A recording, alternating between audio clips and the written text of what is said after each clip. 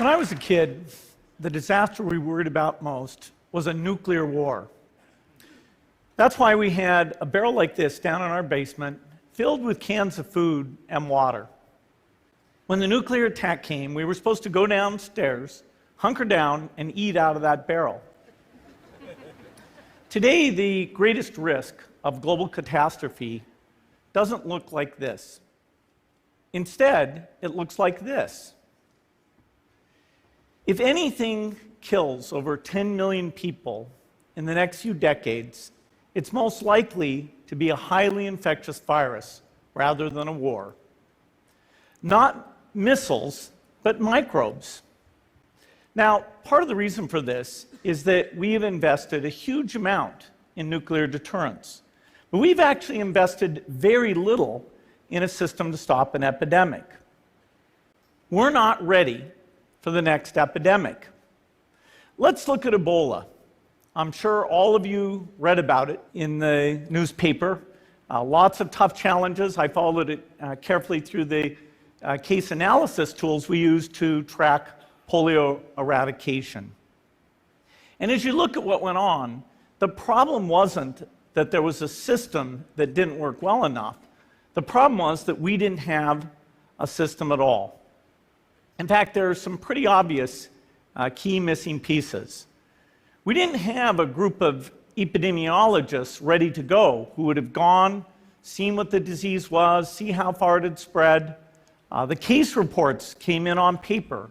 It was very delayed before they were put online, and they were extremely inaccurate. We didn't have a medical team ready to go. We didn't have a way of preparing people. Now, Médecins Sans Frontières did a great job orchestrating volunteers, but even so, we were far slower than we should have been getting the thousands of workers into these countries.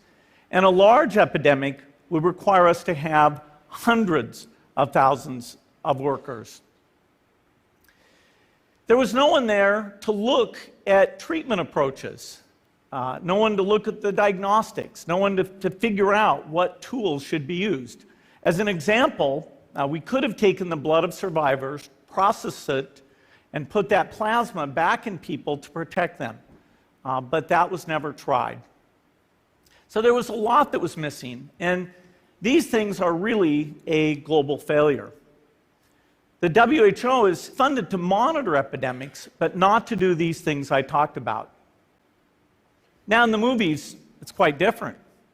There's a group of handsome epidemiologists ready to go. They move in, they save the day, but that's just pure Hollywood. The failure to prepare could allow the next epidemic to be dramatically more devastating than Ebola. Let's look at the progression of Ebola over this year. About 10,000 people died, and nearly all were in the 3 West African countries. There's 3 reasons why it didn't spread more. The first is there was a lot of heroic work by the health workers. They found the people and they prevented more infections. The second is the nature of the virus. Ebola does not spread through the air. And by the time you're contagious, most people are so sick that they're bedridden. Third, it didn't get into many urban areas, and that was just luck. If it had gotten into a lot more urban areas, the case numbers would have been much larger. So next time, we might not be so lucky. You can have a virus where people feel well enough while they're infectious that they get on a plane or they go to a market. The source of the virus could be a natural epidemic like Ebola, or it could be bioterrorism. And so there are things that would literally make things 1,000 times worse. In fact, let's look at a model of a virus spread through the air like the Spanish flu back in 1918. So here's what would happen. It would spread throughout the world very, very quickly. And you can see there's over 30 million people die from that epidemic. So this is a serious problem. We should be concerned. But in fact, we can build a really good response system. We have the benefits of all the science and technology that we talk about here. We've got cell phones to get information from the public and get information out to them. We have satellite maps where we can see where people are and where they're moving.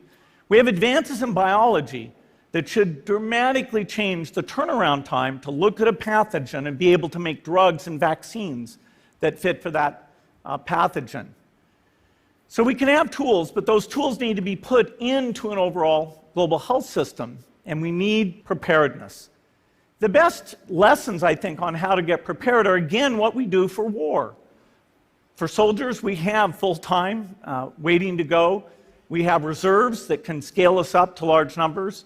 NATO has a mobile unit that can deploy very rapidly. NATO does a lot of war games to check, are people well-trained?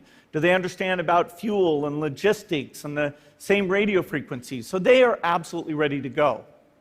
So those are the kinds of things we need to deal with an epidemic. What are the key pieces? First is we need strong health systems in poor countries. That's where mothers can give birth safely, kids can get all their vaccines, but also where we'll see the outbreak very early on. We need a medical reserve corps. Lots of people who've got the training and background who are ready to go with the expertise. And then we need to pair those medical people with the military, taking advantage of the military's ability to move fast, do logistics, and secure areas. We need to do simulations, germ games, not war games, so that we see where the holes are. The last time a germ game was done in the United States was back in 2001, and it didn't go so well. So far, the score is germs 1, people 0. Finally, we need lots of advanced R&D in areas of vaccines and diagnostics. There are some big breakthroughs, like the adeno-associated virus, that could work very, very quickly. Now, I don't have an exact budget for what this would cost, but I'm quite sure it's very modest compared to the potential harm. The World Bank estimates that if we have a worldwide flu epidemic, global wealth will go down by over $3 trillion, and we'd have millions and millions of deaths. These investments offer significant benefits beyond just being ready for the epidemic. The primary health care, the R&D, those things would reduce global health equity and make the world more just as well as more safe. So I think this should absolutely be a priority. There's no need to panic. We don't have to hoard cans of spaghetti or go down into the basement. But we need to get going because time is not on our side. In fact, if there's one positive thing that can come out of the Ebola epidemic, it's that it can serve as an early warning, a wake-up call to get ready. If we start now, we can be ready for the next epidemic. Thank you.